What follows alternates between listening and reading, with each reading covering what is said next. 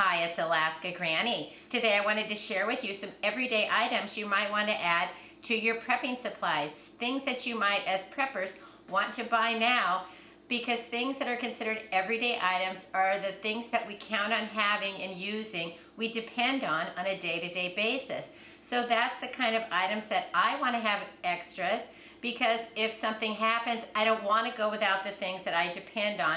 I consider these kind of items essential because they keep my life running smoothly on a day-to-day basis. The first item I bought were toilet flappers. If you've ever had your toilet start running in the middle of the night, an extra flapper can save the day. This is easy to install. It's something that anyone can do. You just need to look into your toilet tank now and see what kind of flappers do you have. Then pick up a few at the hardware store, or you can even order them on Amazon. Because they're made out of rubber, they do wear out. We need them to remain pliable and reliable so that we don't have a problem with our toilet.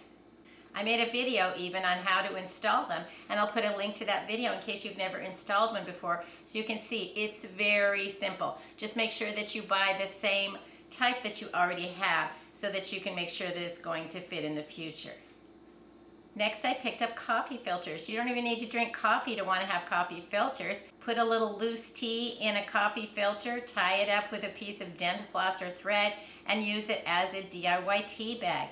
You can also use these to portion out snacks to kids when maybe you don't have enough dishes and you don't want to make dirty dishes if, say, you don't have running water. Coffee filters are also handy for wiping down streaky windows. They're pretty sturdy, so you can use them to wipe up all kinds of messes. And in an emergency, remember back to the beginning of the pandemic when you couldn't get paper on a roll? You could use a coffee filter if you needed to. Just don't ever flush these. Put them into the garbage can. Coffee filters are also a great way to pre-filter dirty water so that you can remove any debris before you want to filter it to make sure that it's safe to drink. You can also line a strainer with a coffee filter when you're rinsing different things that might be too small and your strainer holes might be too large. You can put one of these in and it'll help you rinse the food that you want without it all going down the drain.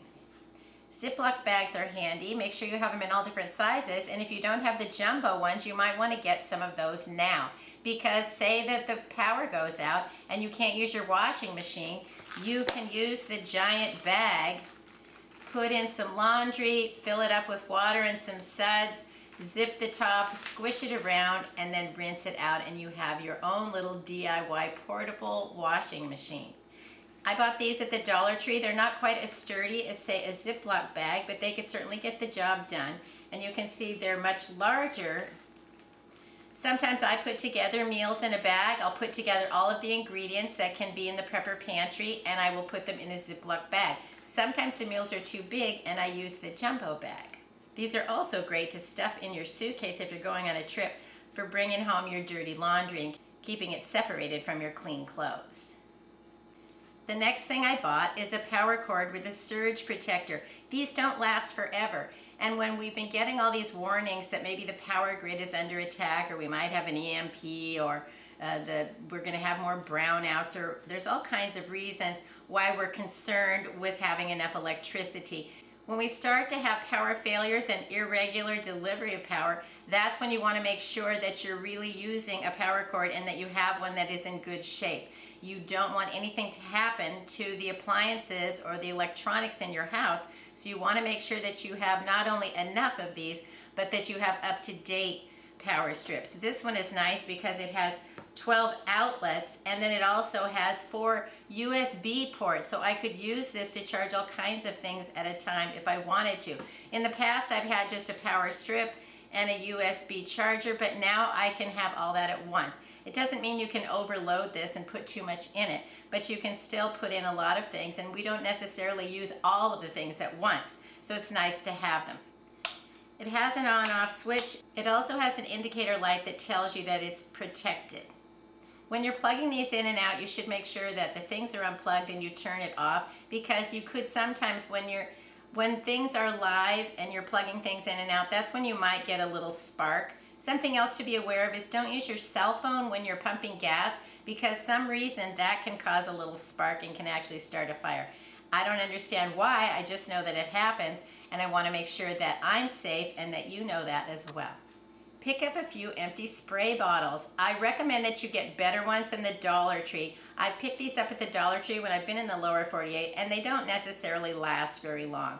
They're good if you just need a one-time use, but if you want a spray bottle that you're going to be able to count on and use multiple times, you want one that's better quality. What can you do with a spray bottle? You can fill it up with white vinegar. You can spray it on some weeds. You can spray it around the perimeter of your kitchen to help get rid of insects like ants. And there's a lot of reasons and ways that you can use vinegar when you're cleaning. You can also make your own cleaners. You can put some 71% alcohol with a few drops of Dawn dish soap, put that into a spray bottle, and then you can spray it around and wipe off, and it helps sanitize your appliances, your kitchen counters, and hard shiny surfaces, but don't use that on wood. You can make other cleaners as well. I have made a video about how to make your own granite cleaner. I've even made some videos on how to make citrus cleaners from orange peels, and I'll link some of those if you are interested in making some of your own cleaners. I have a Germ Guardian air filter. I can just plug it in, turn it on. It even has a HEPA filter, and it is very nice during dusty times, allergy seasons. If you are being affected by the terrible smoke from the wildfires, get one or two of these Germ Guardian air filters. You can just plug it in and it can clear out your area and make your air fresher to breathe. I have several of these. I've used them for a few years and they really work great. You just plug it in, then you can turn it on high or low. Then you push a button for the HEPA UV light. Then something that's going to make your air filter run the best is if you put in a new filter, and you can see this one is dusty gray and it's starting to get brown. So that's why I like to order extras of the filters. I did make a video on how I do clean this to make it last a little longer, because the filters can be expensive. But if you don't have a clean filter, you're still not going to have clean air. So then you would just install the new filter, snap it on, it's ready to plug in and go again. Air is life. You can only live a few moments without fresh air, and I don't know what the quality of your life could go down if you're breathing bad, smoky, contaminated air. And so with the heat being so bad, the smoke being so bad, and just crazy chemicals in the air, you might want to consider getting an air filter if you don't have one, and then stock up on the extra filters so that you can change those regularly, just like you would in your furnace. If you live in farm country, once farmers start harvesting their crops, lots of times the fields are full of mice, and now the mice have their food taken away, and that might be the time they start heading indoors. It happens in the fall. It gets cold, so they're looking for somewhere to go. So if you don't have enough mouse traps, grab a few of those as well. I've made several videos on how to set all different kinds of mouse traps. They're not difficult, and they can certainly be successful. We don't want fuzzy critters that aren't our pets running around inside of our house. They can certainly do a lot of damage, and we don't want to have that happen. They can contaminate your food storage. They can chew up things in your house, and so we don't want pesky critters invading our space. Leave it in the comments below. What are some other everyday items that you think we should have on our prepping supply list to make sure that we have extras so that our day-to-day life goes smoothly? I hope you'll like my video, share it with someone else you think might enjoy it, and please subscribe to the Alaska Granny channel.